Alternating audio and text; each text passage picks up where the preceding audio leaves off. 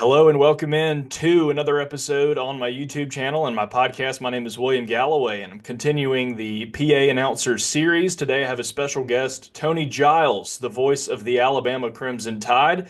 If you haven't seen his face, you've certainly heard his voice. He's in Bryant-Denny Stadium, Saban Field at Bryant-Denny Stadium, that is, Coleman Coliseum as well. And Tony, how are you and how long have you been doing Alabama athletics? Doing very well, and it's great to see you. And I've been doing Alabama athletics for a long time. I started with basketball shortly after I got out of school at Alabama back in 1986.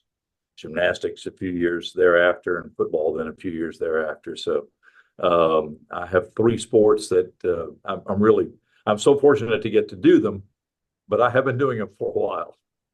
So for you, and you mentioned kind of the staggered, growth in it. Coleman Coliseum, as all Alabama fans know, has been around for a while.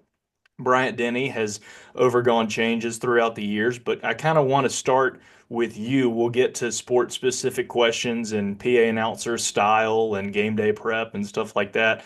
For you, I know you have a radio background, I think, from growing up. So tell us how you kind of developed your voice and how you really got into and found your niche in PA announcing. Well, I started in radio when I was 13 years old.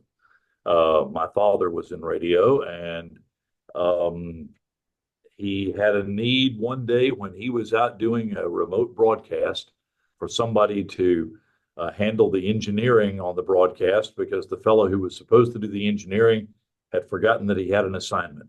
And my dad said, "Can you do this?" And I said, "No." And he said, "Yes, you can." And he showed me a few things, and we did his broadcast. And shortly thereafter, I got a little part-time job at the radio station where he worked.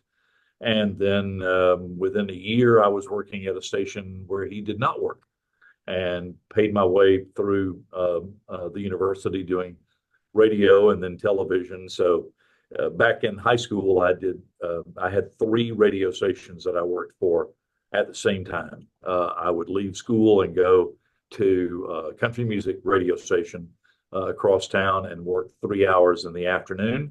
And then I would go to what was then called an underground station, much like today's college stations, where we played music that people had never heard and much of it that nobody ever really wanted to hear. But I did that from usually from 6 till midnight.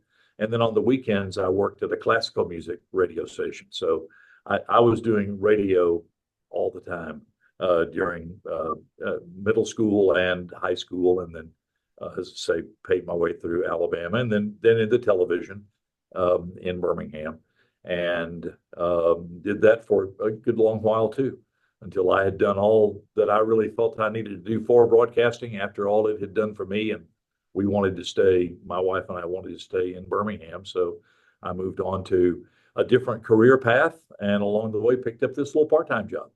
Yeah. So, I mean, it really kind of scratches that itch. And you talk about being a student at Alabama, coming through your career. What does it mean for you to be the voice of the Crimson Tide? And I was joking on a previous episode with Jonathan about how the name of stadiums have gotten longer and only for good reason. So, what does it mean for you to be the announcer at Saban Field and Bryant-Denny Stadium and also Coleman Coliseum? Because it's not just a job, but it's a place you love and a team and a program and a university that you love. It really is. And it started when I started, I still had friends who were um, uh, students at the university. The freshmen on the basketball team were people that I had known when I was still a student at the University of Alabama. So it started out as really being part of just an extension of the collegiate experience. And then as it moved on, it became um, kind of I don't want to call it a mission, but kind of like that, I guess. Athletes work really hard to do what they do, and my initial commitment was to do what I could do to enhance their experience. I don't want that to sound too altruistic, but it's the truth to enhance their experience. And I still feel that way, that my job is to enhance the experience of the athletes first.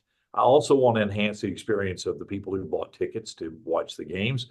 Certainly, we want the crowd to have a good time. We want to put on a good show, but to enhance the experience of the athletes, whether they are our own athletes or the visitors. As you know, we are respectful of the visiting teams at Coleman and at Denny. We want the visiting team players and coaches to feel that they've had a good experience also. Now, we don't want them to have the best experience because we want them to lose the game, but we don't ignore them. We don't ignore what they do. Um, we don't exaggerate their errors. On an out of bounds play, for instance, in basketball, it's I'm going to do an out of bounds play the same regardless of who has the ball. If it's Alabama's ball on the baseline, I'm going to say Alabama's ball on the baseline. If it's the other team's ball on the baseline. If there's a foul against Alabama, I'm going to announce that the same as I do a foul against the visiting team. And in football and in gymnastics, all the same kind of thing. The athletes all deserve equal respect. Now, when Alabama does something good, there's a good chance that I'm going to punch that a little more than I am the visitors. But that's kind of the way that we approach it. And in terms of what that means, that means I've made some really good friends over the years. I've had a lot of fun, and I've gotten to sit in a really good seat to watch the games that I probably would have gone to see anyhow and bought tickets. Yeah. So, okay, on that note, that's a great transition for me. I have questions about a lot of those things, but let's go into a little bit of the history piece here. I want to ask you about the switchover. So let's start with football and then we can move, back over to Coleman Coliseum. But for you, Tony, calling football games, you were dead on at the 50-yard line. And I think y'all have since moved, I guess it is from the west side to the east side. Is that correct? Yeah. It is, yes. Okay. So of the stadium, now you're still, probably 35, 40-yard line. You're just mere 180 degrees. Yes.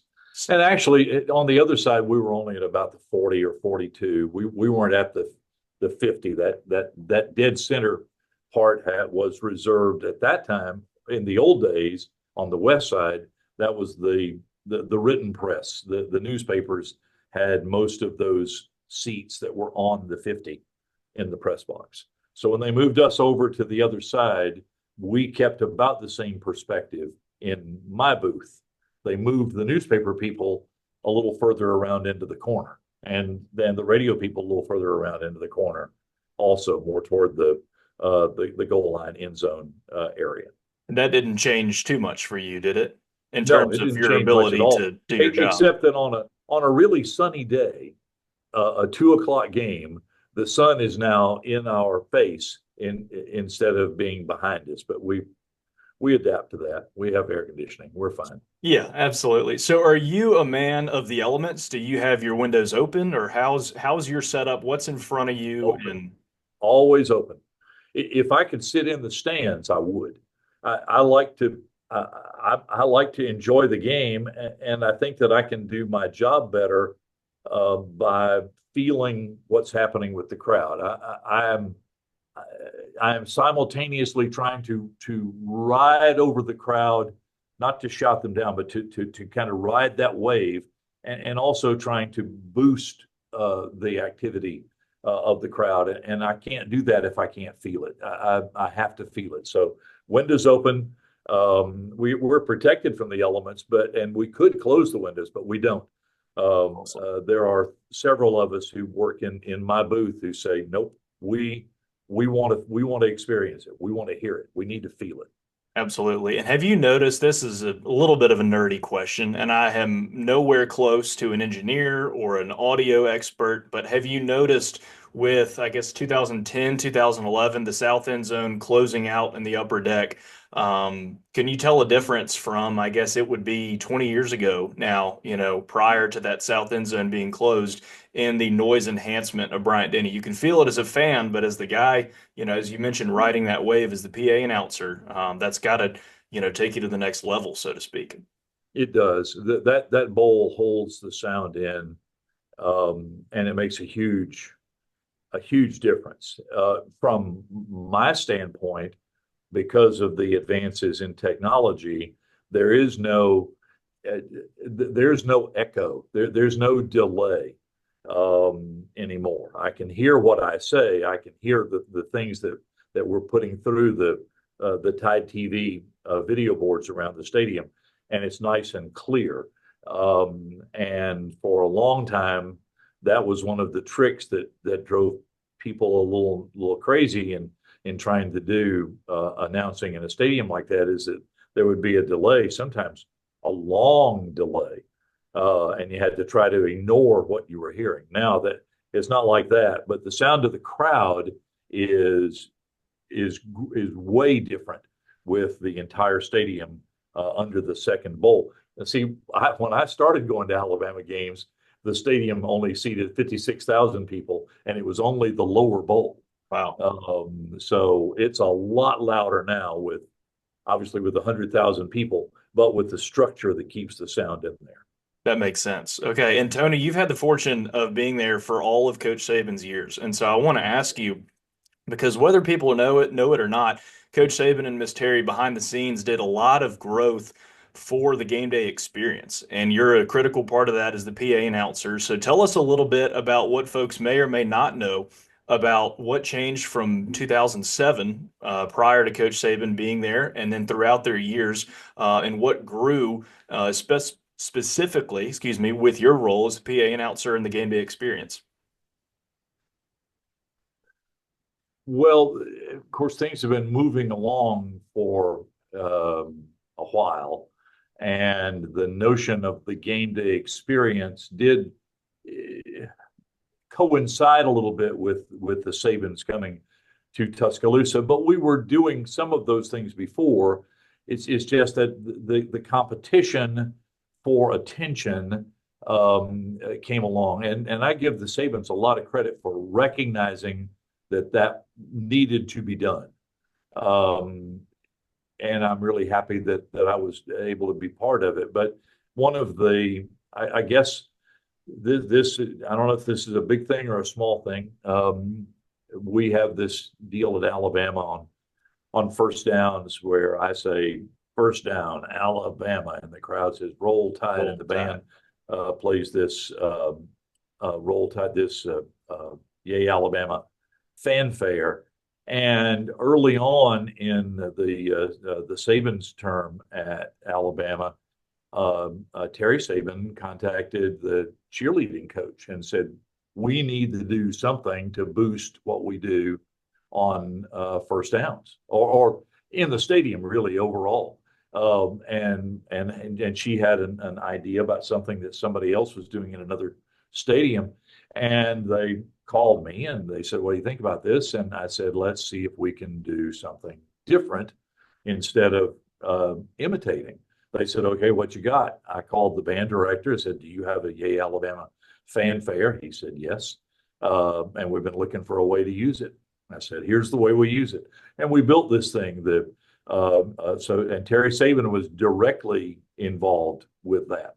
I, I remember the season that we installed that first down Alabama routine, and we went to some block parties on pregame nights, Friday nights before games, and we would practice with the people at the block parties, usually students.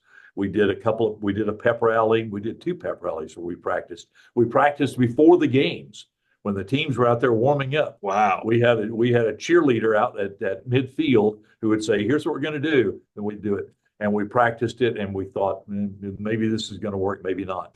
And then when the first time that it really hit, I mean, it really hit. It was a big game, and my cell phone rang. I said, "First down, Alabama." The crowd said, "Roll Tide." And I looked at the cell phone. It's Terry Saban calling to say, "I think we've got something."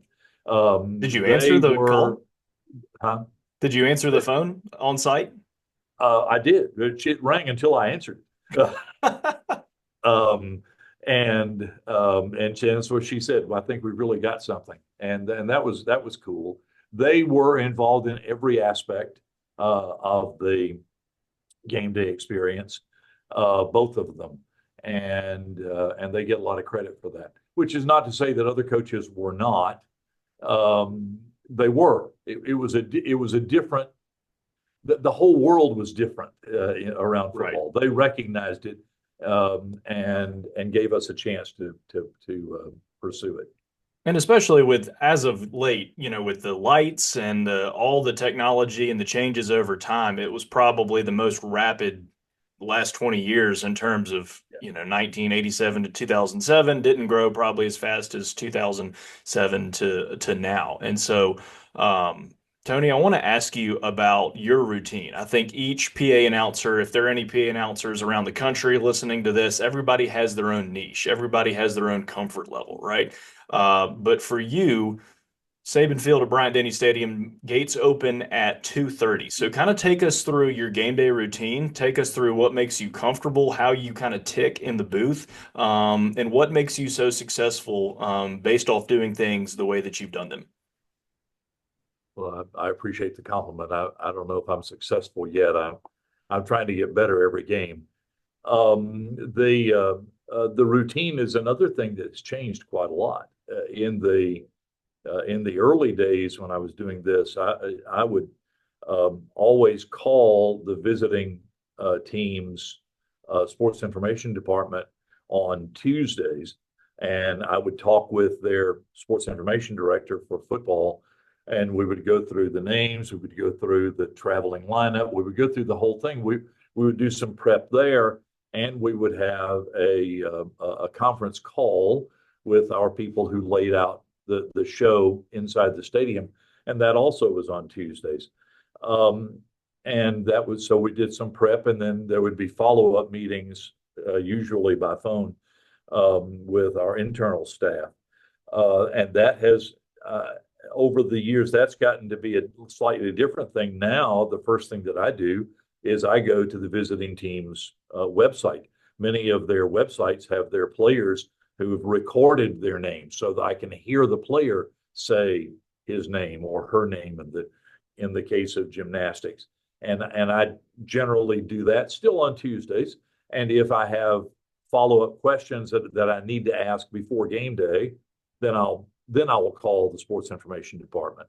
Then on Saturdays, on game day itself, and of course throughout the week there's script work, and our script for a show typically runs about 40 to 45 pages of different timings and different presentations and different sponsor tributes that we are committed to doing.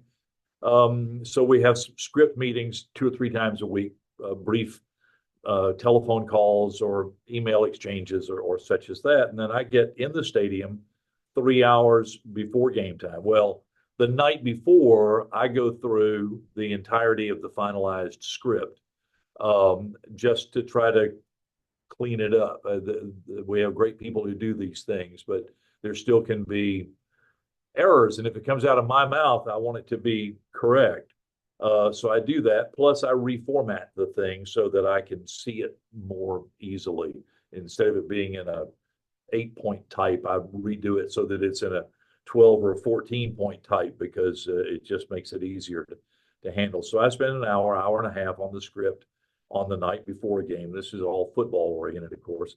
And then Saturday, get there more than 3 hours before kickoff. Usually try to locate immediately the visiting SID, and then SID from Alabama, to talk about scratches from the travel sheet, adds to the travel sheet, any kind of information and update that I need to get, and get final starting lineups that we're going to announce. And then we start about 90 minutes before game time. We start doing things inside the stadium, and we do as much as we can live instead of doing recorded stuff that just goes up there. Live just feels better to me. And then once the game is on, the game is on, and I have a spotter who's been with me for just about the whole time that I've been doing football, and he's really great to to help with who's done what and how it happened, and we're just sort of yelling at each other back and forth, microphone on, microphone off, and it's like doing a live broadcast is Right. really what it amounts to. So your spotter, let's talk about that. Is there a certain standard? Obviously, over time you've set the standard of, let's say Tua Tagovailoa's pass complete to Jerry Jeudy, play gains 8 yards, first down, Alabama. Um, but in terms of checking boxes, so quarterback, receiver, or running back, tackle made by yards, what's your cadence and what do you like to check off? And do you have to check those things off, or is there an SEC standard of you say all these things in terms of in-game There are no rules. There are some SEC standards about how you are supposed to use the system, and limits on what they would consider cheerleading on the system, and um, things of that sort. But the order of events and how you do it is kind of wide open. We our our cadence is when they come to the line, he tells me, regardless of which team is on offense, visitors or Alabama, he tells me every play, quarterback, running back, wide out left, wide out right. And if there are multiple people in the backfield, he will tell me those too. Quarterback, running back, H back, whatever it may be. And he typically will tell me about the defense as well. Usually he'll do what the center is doing on offense, and he'll spot the mic, and tell me. So I know I'm seeing it, he's seeing it. Once the play begins, he's on the ball, and he's in one ear, and the producer is in the other ear, talking to me. So I typically do not wear binoculars. I'm typically looking at the big field. He's wearing the binoculars, so he's got the narrow view, and he tells me who makes the first hit, so that I get a defensive name, and then yardage. And I'm watching the big field for flags in particular, so that I don't get too carried away on a call if there's a flag on the field. right? And we have in our booth, let's see, about 8 other people, and they all are part of this thing too. And if there's a flag, they're all yelling, "Flag, flag, flag!" Right. So There's no shortage of information on no shortage yellow of hanky, information. dirty yellow hanky. Lot of help, lot of help, but and that works pretty well. Now basketball is different. Basketball, I have no spotter per se. I'm kind of on my own for that, but I do have the show producer, who in television terms would be probably called the floor director, and he's sitting beside me, so he is providing a little help if I'm blocked out by a referee or a passing a basketball player. So he's providing a little help, and on the other side is the official scorekeeper, and I'm sort of her second set of eyes, and she's mine, as we're sort of helping each other along the way. But there is no real routine for that. It's just Right. here they go, there they Yeah. go. Uh, Keeping up with them. yeah. So, and gymnastics is just a whole different thing altogether. And I do love the gym meets. We have been so fortunate at Alabama to have great athletes and great competition. And our routine for that is similar to football and basketball in terms of gathering information, and then once the show starts, it has a life of its own. Absolutely. All right, I've got the free version of Zoom telling me I've only got 10 minutes left, so that means let's jump Okay. over to Coleman Coliseum and quickly talk basketball and gymnastics, Tony. But my basketball question for you is obviously over the years, Nate Oates has formed Alabama into heights that he said he would do in his opening press conference, but it's brought excitement, consistent sellouts, and buy-in from the student body like the program hadn't seen in quite some time. And so, through all your years doing basketball, what what level of excitement does it bring you to be able to call this program who's, coming off of a significant run in March Madness, last year's Final Four, I mean, all the success and excitement to then bring that energy and that level up elevates, what you do as the PA announcer. Oh, it's great fun. The last couple of years have been just outstanding. But remember, I started in the Wimp Sanderson era, and that was our standard then. A standard of excellence and winning and being at the cutting edge of competition. So Alabama's basketball heritage goes back a long way. What Coach Oates has done is just fabulous, and he has set the bar very high. And I am convinced that he will win a national championship at Alabama. And it is a lot of fun. But I also have to say that I don't, and I don't want this to sound uh, wrong, but it's just the truth. I I can't. I'm not influencing the game. I have a role to play, and nobody in the stadium has come into the stadium to hear me. But I can make more of a difference when somebody comes to the stadium and the game is less entertaining than I can when the game itself is more entertaining. My responsibility, my role is every game, every day to be better than I was in the last game. And that started with my first game in the 86-87 season. And I carry that forward today. I have to do my part, and that's the only part that I can do. So I don't sense a great difference personally. I can see how the fans would feel a little different, but I'm approaching it the same as I always have, which is get it right, get it right the first time, get it right every time, and be better than you were last time. And that's just the way that I do it. So Yeah, I think if a family walks back to their car, right, from Coleman Coliseum or Bryant-Denny, and they say we had a great time at the game, as a PA announcer, that's a win for you. that's a win. And if Absolutely. they were saying, "Oh, this announcer was too loud," or, oh, I mean, volume's going to be volume, depends on venue and situation, but this announcer said too much, or this announcer mispronounced a name, if no one is talking about you, you're doing a really good job. If people are That's right. talking about you because you complimented the game and added to the environment, that's a good thing. If they're Yeah, talking about you because you messed up, you're gone.